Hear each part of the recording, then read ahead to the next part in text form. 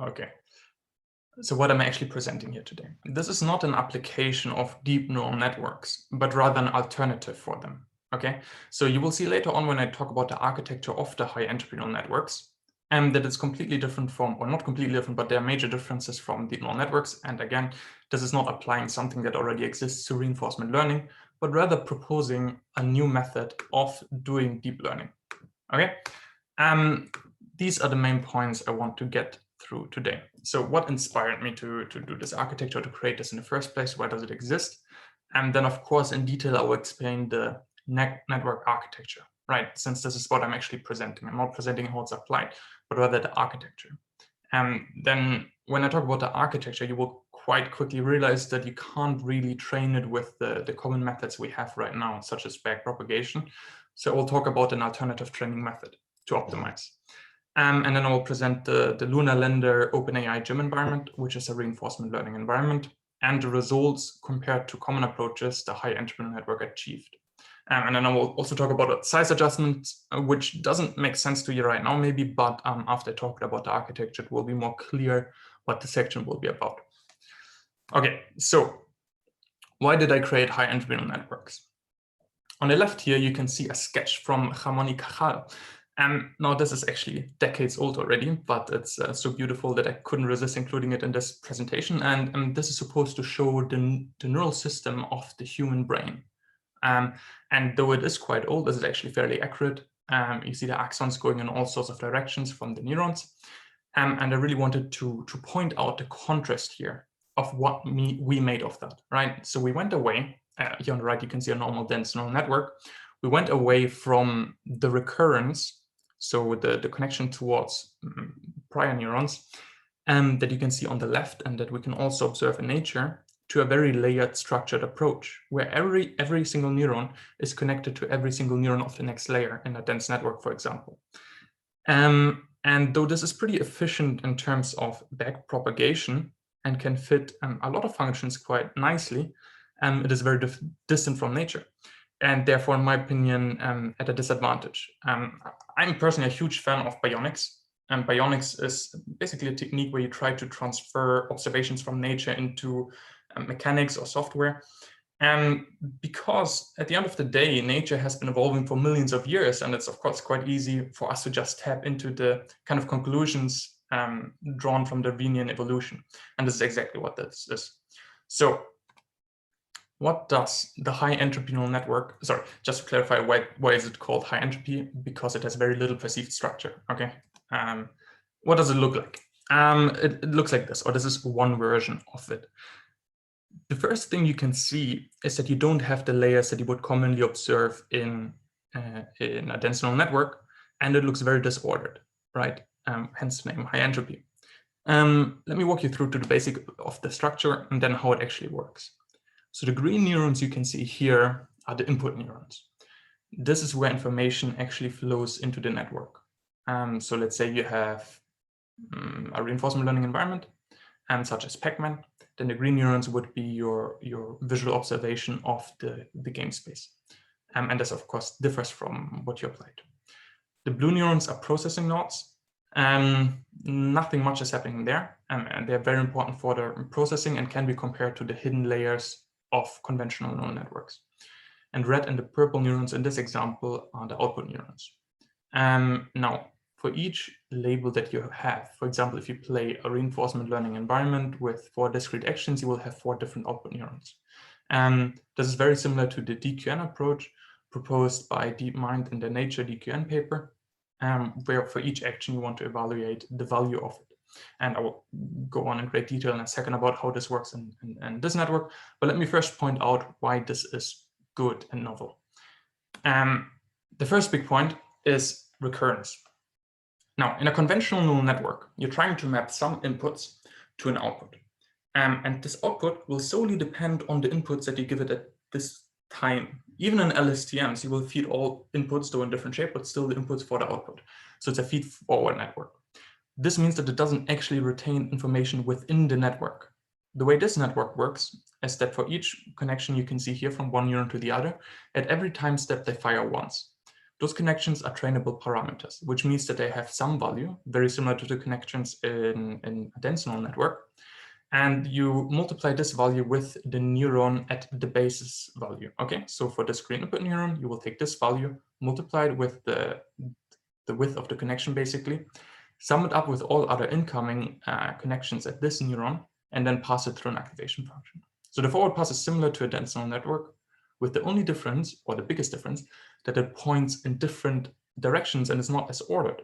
And one of the biggest advantages of that you can see here is the recurrence. Okay, so this blue processing node on the left, at time step 1, will receive an input from the input neuron. Okay, and then 3 time steps later, because it passes in a circle here, it will also see a processed version of the value it held a few time steps ago, plus the current value. So this means that, let's say you play or you train your AI to play ping pong. From a single image, it's incredibly hard to tell the direction the ball is flying into, almost impossible, okay? So if you want to know the direction the ball flies into, you would need 2 frames. And this is what they did in the Nature DQN paper by DeepMind. They pass in 2 frames at a time. But this is on the one hand human engineered and therefore imperfect, and on the other hand very computationally inefficient, because now you increase your input dimensionality by a factor of 2. And that's of course something you don't want. Whilst this network is able to retain information.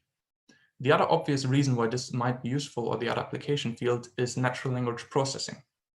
So I talked earlier about how you map a number of inputs to an output in a dense neural network. This means that if you use it for natural language processing to, for example, complete a sentence, you will have to pass in the whole paragraph to understand the context thereof. And you would commonly do this with a transformer, which scales with a square. And that's, of course, something we don't want.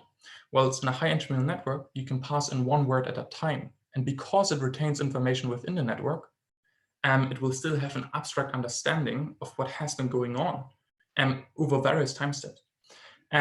And something similar you can see here is where an output neuron corresponds to an input neuron, but also through 3 arcs, a processed version of this input neuron. And this is, again, what I mentioned for determining the direction of a ball, very important. You can't really determine the direction a ball flies into from a single frame. And in this scenario, you will retain information from the past, potentially infinite amount of frames. Now,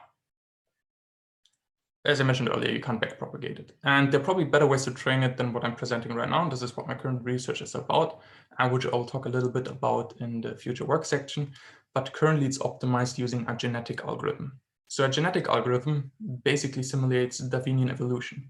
You take a number of genes, pass them through a fitness function to evaluate how good they actually are, and then take the best ones to repopulate. And repopulation, in this scenario anyway, works with crossover. It means you take the genes of 2 genes and cross them over for 1, like you can observe in nature, and mutation. So naturally you will change some of the values a little bit, so you don't get stuck on a local minimum. This works really well for reinforcement learning environments because they most of the time have a discrete action space, like Lunar Lander, but it's not perfect, and that's what my research is about now.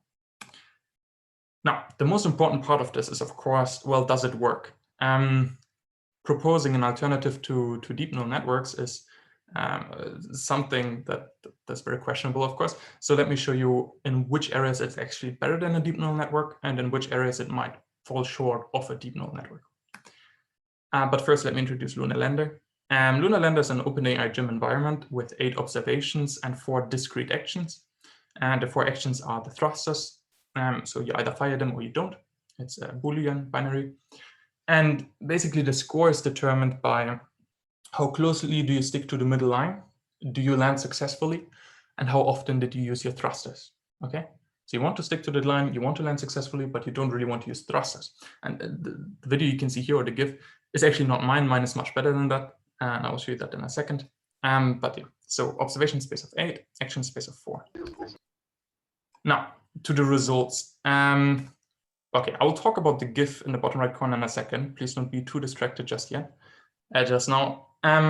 So I compared the high-entropy network to DQN and dueling DQN, which are 2 very popular architectures in deep reinforcement learning. The DQN one here is the Nature DQN proposed by DeepMind. And I compared it across 3 main domains. So the number of parameters, the number of games it took until it was solved, and the actual time and seconds it took until it's solved. So in terms of parameters, as you can see here, the high entropy network is vastly smaller. And this is something that you want, right? So if you execute a network, it should be as compact and efficient as possible, because the larger it is, the more storage you need, the more computation you need, etc. So it's about a factor of 140 smaller than a conventional DQN, much smaller than a dual-link DQN. And because you don't backpropagate, but rather use a genetic algorithm, it actually finds the solution to this environment twice as fast. Okay, so it's 140 times smaller, not 140%, 140 times, and it finds the solution twice as fast. But that, of course, comes at a cost. We're using a GA here, which means that you need more games until you solve the environment. And there's some scenarios in which this doesn't matter, like a game, and others where it clearly does. Like if this is a network or an agent that tries to optimize the recipe for drugs, you don't want 17,000 humans to die. You would prefer the 2,000, though it's still bad. But so if you can't simulate it easily, it's not necessarily a good approach. But if you can simulate it, that's a good one. The video you can see here, this is how the high entropy network actually controls the Lunar Lander to land the rocket. So pretty efficiently, pretty steadily, nothing goes wrong. And on the right, you can see a GIF of the high entropy network playing the game, the video that you saw on the left, okay? So it's playing that exact game as being played by this network. And the connections that light up show you the neurons that are fired or being fired, okay? Like in the human brain, very similar. One thing I want to point out here really quick is that the number of parameters, 69, by the first time you solve it, so after 1,200 seconds, is not actually 69. The first time you solve it, it will be around 700, depending on how sensible your choice of hyperparameters is. But the network actually learns how to cut down on weights and become more efficient. And I will show you this in the next slide, but let me explain the GIF that you will see in a second first. So the network learns to cut down on connections over time, reduces size, whilst maintaining a good score. And if you let it run, for example, over 200 epochs, which you will see in a second, you can see quite nicely on the high entropy network how it uses fewer and fewer connections and disregards complete neurons to find a more efficient size, more compact size. Yeah, and it looks like that. So the red chart you see on the bottom is the score. The environment is solved if you reach a score of 200. And this is reaching a score of 300, which is basically the maximum. So the maximum you can probably reach is about 330. So this reaches the maximum quite often. But as I said, it's considered solved after 200. And below that, you can see the size of it in a logarithmic scale, okay? So it starts off really, really big, and I purposely picked a really bad hyperparameter there. So the only hyperparameter you have is, of course, the maximum network size, how many neurons can you use? And I picked a too large one, but the network itself manages to cut down. So even if you pick a really bad choice of hyperparameters, it will find an efficient, in terms of time somewhat, but definitely space, solution. This is not the case for dense neural networks. In a dense neural network, if you pick the wrong layer sizes, you will overfit, you will underfit, and it won't work. And you have many, many more hyperparameters. How many layers do you have? How big is each layer, etc. For this one, you only have one. And as you can see, it actually doesn't really matter what you do. Like as long as it's big enough, worst case, it will take longer to converge, but it will definitely converge. And that in a compact solution. Now, I reference a lot to future work, so let me briefly talk about that, because I think the 3 areas that are very exciting for this. I mentioned NLP, right? And I do think this is one of the most exciting ones, because if you read a book and or if you have a long text and you want to answer the next question, or you've had a long conversation, you want to answer a question that actually relates to something that has been said in the past, it's important to have an abstract understanding of what has been going on. And I mentioned that currently we pass this whole vectorized paragraph maybe into a transformer and then through the network. That's super inefficient. And this is also not how you would read, right? Like a human wouldn't read like a million words at once. You would read it one at a time and retain information. And this is what's possible with the high entropy network. The other interesting area is robotics. So a company from Hong Kong that works with Stanford was kind enough to provide some robotic dogs for me to test this on. And they run on a Raspberry Pi, which means this is a very small processor, right? You have maybe 2 gigabytes of RAM, something like that. And in those orders of magnitude of processing power, right? Not a server, but a small robot, it's really important to have a space and time efficient network, right? You don't want to throw 10,000 parameters at this. Optimally, you would have a very small number of parameters and use those parameters to actually solve or play the robot. And one other big advantage of applying high entropy networks to robotics is that for a robot, it's fairly good to know what has been going on. Right from the robot's perspective, what direction am I walking into? Where have I been in the past? What am I actually doing right now? Rather than just seeing, well, what's the camera input, what's the LiDAR input, and that's it, right? You want to have an abstract understanding, at least, of what has been going on. And the last approach, step learning, which I think is the most interesting one. And I was very pleased that Prof. Boli from the guest speaker from earlier mentioned this, that optimally, she would want an AI that understands that a cat won't be in water. And this, to an extent, is possible with this, while still being an end-to-end solution, right? So the way this will work is you train a high entropy network to classify terrain. And when it does a reasonably good job at that, you lock those neurons, so you don't touch them, you leave them, and add new neurons. So the implementation of this is like fairly easy, right? You have a vector and a matrix. You can just add new columns and rows to the matrix. And those new columns and rows, those new neurons that are now supposed to classify whether this is a cat or a fish, not only have the input image as a point of reference, but also what the other part of the brain has currently classified, and not just the end solution, but the whole thought process. And it will naturally decide what information is useful and what isn't. And one last thing I want to say, and then I'm happy to get all of the questions about this. The same applies to natural language processing. Like if you teach somebody natural language, you won't let that person read 100,000 sentences and hope that it understands what the next word should be. Like this is at best reproducibility with a little bit of generalization, but not actually understanding. The way you would teach it a human, or the way I would teach it a human anyway, is, hey, so these are adjectives, these are nouns, these are verbs, then build on top of that and say, well, this is a typical sentence structure, this is how it works, this is what this word references to. And you can do the same for a high entropy network. You can first train it to classify what type of word this is, then lock those neurons, add new neurons, and then let those neurons classify what those words maybe correspond to. And therefore, it's much, much closer to how a human would learn a language and further away from nature. And last thing, like Prof. Everest said earlier, dense neural networks, or neural networks we're using right now, are extremely distant from the human brain, or to use her actual quote, nothing like the human brain. And the whole purpose of this research is to move a step closer and infer from first principles in nature what should be done, rather than what we're currently doing and just build a number of layers and hope it works. Yeah, I hope nobody fell asleep. That was fairly long, and I'm happy to have any level of questions. Yeah.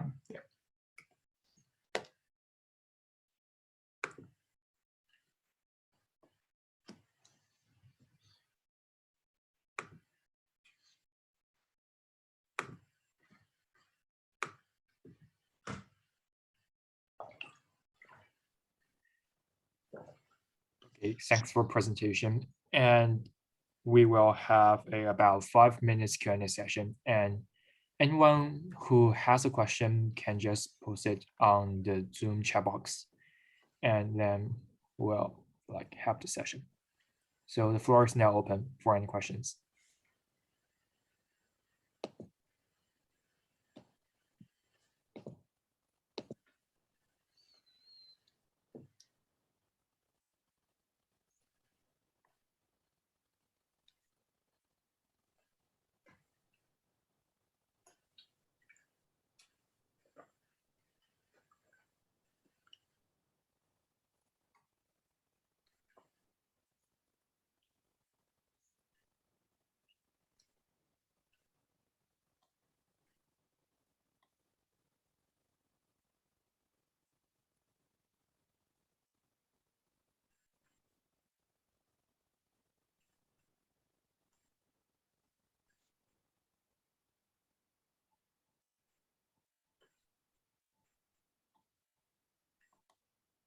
Okay, and until there's a question, and let me actually briefly elaborate on a computer science level how this works, because the paper I wrote I also wrote in a style that hopefully most people can understand it.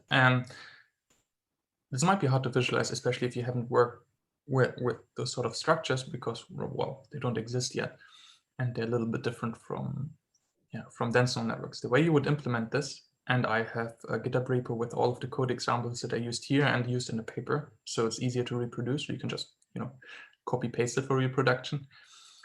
The way it works is you have one matrix, which is basically an adjacency matrix from neuron to neuron.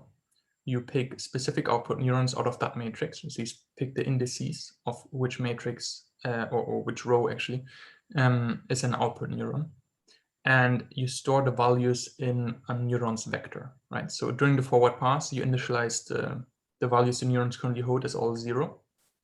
And then at each forward pass, you just substitute the inputs into the right neurons of the neuron's vector and take the activated dot product with the matrix, which of course intuitively makes sense, but it might be hard to infer from the presentation. So computationally, you only have one matrix, one vector, and a number, like another vector of the indices that you use for the output. Okay, thanks for further elaboration. And we will wait for 2 last minutes. And if there's no other questions, and the presentation should be closed. Sure. Okay, so let's just wait for 1 or 2 more questions. So anyone who want to know more about the whole project, or yes, there's a question. Can you elaborate on time complexity? Yeah. Right. So time complexity, of course, in any network structure will have two parts for it. Right. On the one hand, you're looking at the time complexity of training the network, and on the other hand, on the time complexity of the forward pass of the network. Right. In terms of training the network, the time complexity is, well, in easy environments such as Lunar Lander, a lot smaller because you don't need to backpropagate. And if you backpropagate, backpropagation is actually computationally not cheap, right? So you need to go through the whole process and the formulas of backpropagation, which you don't have in a genetic algorithm. And in that regard, it's much faster in terms of time complexity. On the other hand, the forward pass, in a dense neural network, let's say you have 4 layers, you have 4 matrix multiplications, right? Because you pass through each layer for each forward pass. In this one, all you do is substitute the values of your n input neurons and then take one dot product, and that's it. So the time complexity in that regard is also faster. But bear in mind, this is for simple reinforcement learning environments. For more complex environments, you need to have other training methods than GA. Okay. You mentioned this can improve natural language processing. Are there any other application scenarios? Yes, right. So NLP is one of the big ones.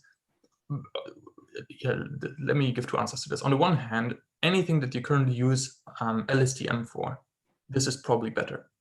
It's smaller, it's more compact, it learns faster, and it retains the recurrence. Okay, and so the whole idea for this is to substitute dense neural networks and LSTMs. This is a different approach to the same problem. And more specifically, application scenarios besides NLP are, of course, stuff like playing video games, showing that reinforcement learning works really well. What DeepMind does a lot, and because you rely on this, on the recurrence. And on the other hand, robotic control. Like if you have a small robotic dog, and if you're interested in this, just come to the innovation lab. I have a dog here, you can look at it sometime. It's a small chip. You don't necessarily want to communicate with a computer somewhere, process it, and then feed it back. Optimally, you would have an onboard solution to reduce latency, right? The whole advantage of AI is that you're so fast, and so you don't want to have this whole communication. The problem is that if you have 2 gigabytes of RAM, at some point it gets really, really hard to fit your deep learning model onto that. You have 10,000 parameters. And then, of course, you're looking at, well, how can we shrink this down? So it's still fast, but we can have it on board on the computer. And if you have a much, much smaller network that, as I said in the previous question, requires less time for the actual forward pass whilst retaining the information, this is, of course, something that you would like for robotics control. Okay, thanks for elaboration. And the time is up. So coming up, we will have 2 more student presentations from 3:30 to 4 and 4 to 4:30. And we'll also have a guest speaker, Dr. Xu Zhongwen, and he will share us about his ideas about AI just for now. So like you can leave for now and join the next session. And thanks so much for coming.